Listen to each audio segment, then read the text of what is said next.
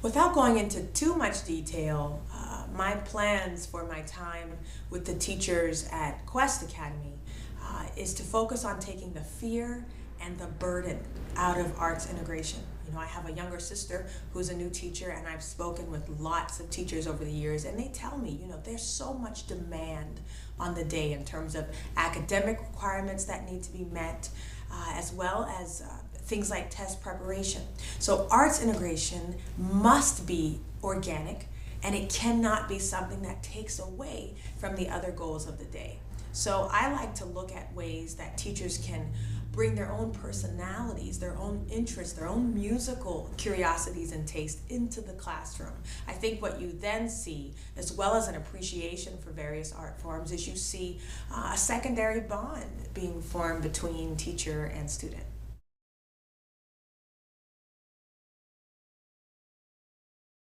I think what's great is that we are already seeing the next generation of innovation in classical music. First of all, let me say there's absolutely nothing wrong with traditional presentations of classical music.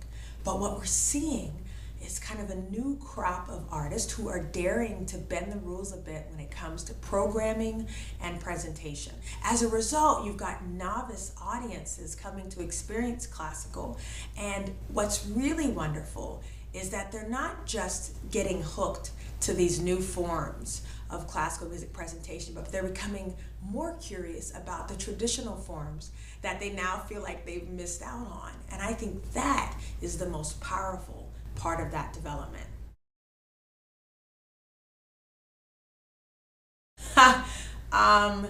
In a dream world, I would practice 9 hours a day in three-hour sessions.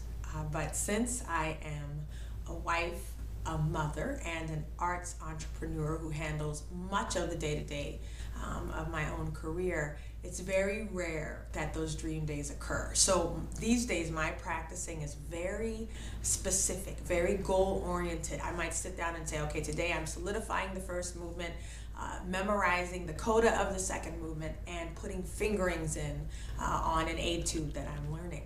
When I was in grad school, I once complained to my professor. I used to study with Jackie Parker, John Camara Parker, at Rice University. He's an acclaimed pianist who has an insane schedule of concerts, and I once complained to him that I didn't have enough practice time. And he said to me that if I had 3 minutes, I had enough practice time. And what he meant by that is that if you are very goal-oriented, if you're very specific about what you want to accomplish, you can get a lot done in a little bit of time. And to this day, if I have even 7 minutes in between, having to drop my son off at daycare and a teleconference that I'm supposed to have, I will use those 7 minutes to really hyper-focus on one section of a piece.